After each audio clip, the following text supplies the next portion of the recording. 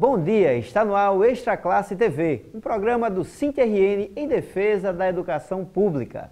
No programa de hoje, nós vamos conversar com a ex-presidente do SINT-RN, hoje deputada federal, Fátima Bezerra. Uma ação dela impediu o desvirtuamento da lei do piso nacional do magistério. Bom dia, Fátima. Bom dia, Leilton. Bom dia aos telespectadores, em especial aos meus colegas professores, trabalhadores em educação. Fátima, a lei do piso nacional, ela tem sido uma novela com vários capítulos. Grande. Recentemente, mais um deles foi que ela iria ser desvirtuada, principalmente com relação o que é mais importante, que é o reajuste, né? E uma ação sua impediu que isso acontecesse. Eu gostaria que você contasse um pouco dessa história aqui para a gente. É verdade, Leilton. Essa lei ela foi sancionada em 2008 e de lá até 2010 foi uma batalha árdua, né, para a gente defender, né, não só a constitucionalidade da lei, mas o cumprimento da lei. É bom lembrar que os governadores, né, entraram com ação no Supremo, nós criamos uma frente parlamentar em defesa do piso salarial no Congresso Nacional, que inclusive eu presido. Ocorre que quando foi agora, exatamente em novembro, precisamente no dia 23 de novembro, a lei sofre mais um ataque. É quando, né, a Comissão de Finanças e Tributação aprova um parecer e, portanto, modificando o mecanismo que garante o reajuste salarial do piso do professor. Só para se ter uma ideia, né, do prejuízo que os professores teriam com essa decisão que a Comissão de Finanças e Tributação adotou ao aprovar o parecer, o reajuste do piso que está previsto é em torno de 22,22%. Se prevalecesse a decisão da Comissão de Finanças e Tributação, sabe para quanto cairia o reajuste? Cairia em torno de 5% a 6%. Seria de 5% a 6%. 5% a 6%. Então cairia mais de 15%. Mais de 15%. E às vésperas do jogo ser jogado. Porque é importante aqui ressaltar que, de acordo com a Lei 11.738, no seu artigo 5º, que é o artigo que trata exatamente do reajuste do piso salarial, diz o seguinte: o reajuste é para ser anual, é para vigorar a partir do mês de janeiro. E qual é o mecanismo que reajusta o piso? É exatamente com base no crescimento do Fundeb.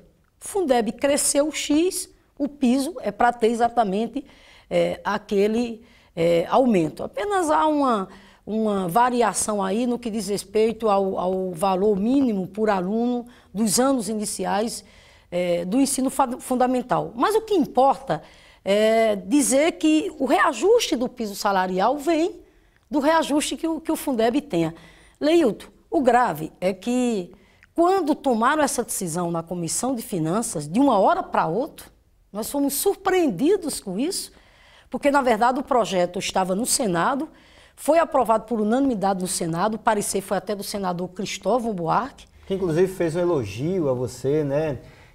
Cristóvão disse que o Brasil deve um pouco mais a você por causa dessa luta pelo piso nacional, mais um capítulo dessa luta. Pois é, ele foi... Cristóvão, assim, né, um batalhador, é uma referência para nós na luta em defesa da educação e realmente esse elogio que ele fez, claro, que me comove e me incentiva cada vez mais. Mas o que eu queria colocar é que o projeto que trata do reajuste do piso foi aprovado por unanimidade no Senado, depois de muita negociação, da qual, inclusive, nós participamos junto com o governo. Volta para a Câmara. Passou na Comissão de Educação, que eu presido, nas demais comissões, ok. Quando chegou na Comissão de Finanças, nós fomos surpreendidos com esta situação. E com um agravante, é que a Comissão de Finanças era terminativo, ou seja, de lá seguiria para o gabinete presidencial. Qual foi a saída que restou? A saída que restou era apresentar um recurso ao plenário da Câmara, para que aquela decisão da Comissão de Finanças fosse apreciada pelo plenário e não seguisse já para a sanção presidencial. O recurso, para apresentar esse recurso, eu precisaria do apoio de mais parlamentares. E aí a CNTE veio, participou intensamente desse debate e colocou nas minhas mãos a responsabilidade, enquanto presidente da Comissão de Educação, de liderar esse movimento para apresentar o recurso ao plenário da Câmara. O que ocorre é que essa decisão da Comissão de Finanças, ela foi em função da pressão que os governadores fizeram. Os governadores fizeram uma pressão violenta junto à presidenta Dilma. E vale ressaltar, inclusive os governadores dos chamados estados mais ricos, mas todos os governadores, todos, pressionaram a presidenta, foram para a Comissão de Finanças e Tributação e lá conseguiram, né, modificar exatamente a lei, né?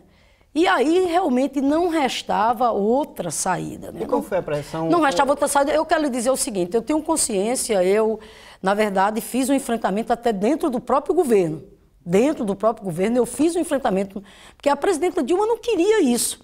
Mas os governadores fizeram uma pressão violenta, alegando a crise, alegando as dificuldades orçamentárias. O fato é que eu sustentei, fiz o debate no interior da minha bancada, convenci de que nós não podíamos de maneira nenhuma nos omitir diante dessa situação. Porque... Fátima, mas isso não é definitivo. O que aconteceu é que você, essa ação, né, do seu mandato fez com que se barrasse já na lei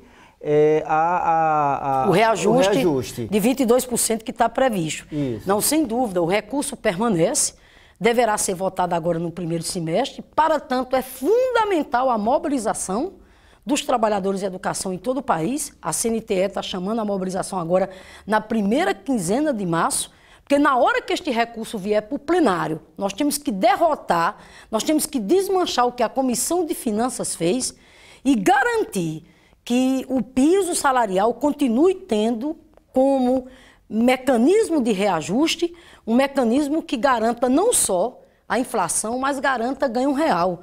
Porque, Leilton, se omitir diante do que a Comissão de Finanças fez, seria, primeiro, desvirtuar a própria lei em curso, que é a Lei 11.738, e, além do mais, seria uma contradição diante do debate do Plano Nacional de Educação que nós estamos fazendo nesse exato momento. Quando, inclusive, o Vanhone, que é o relator, acatou uma emenda nossa que estabelece uma meta, que é a meta 17, de equiparar o valor médio do salário do professor ao valor médio das demais categorias de nível superior.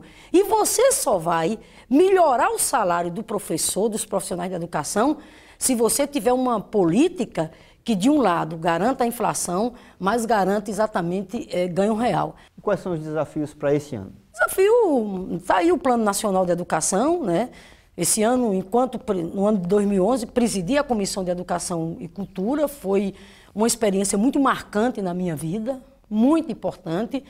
O Plano Nacional de Educação, depois de um exaustivo debate, deverá ser aprovado agora até março, né? Nós vamos, este ano, Leilton, continuar o debate acerca do cumprimento da lei do piso, não só garantir a questão do mecanismo de reajuste, mas garantir a questão dos planos de carreira. Este ano, inclusive, vamos fazer um debate bom sobre as diretrizes gerais da carreira dos profissionais da educação. Inclusive, apresentei um projeto de lei nessa direção. Então, eu diria que o maior desafio neste ano de 2012 vai ser concluir a aprovação do Plano Nacional de Educação, que traga, de um lado, a universalização e ampliação do atendimento escolar, a gestão democrática e traga uma política pública que assegure de uma vez por todas salário bom, carreira atrativa e formação para o magistério brasileiro. Ok, nós conversamos aqui com a ex-presidente do SINT-RN, hoje deputada federal, Fátima Bezerra. Fátima, muito obrigado por sua participação no Extra Classe TV. Eu que agradeço.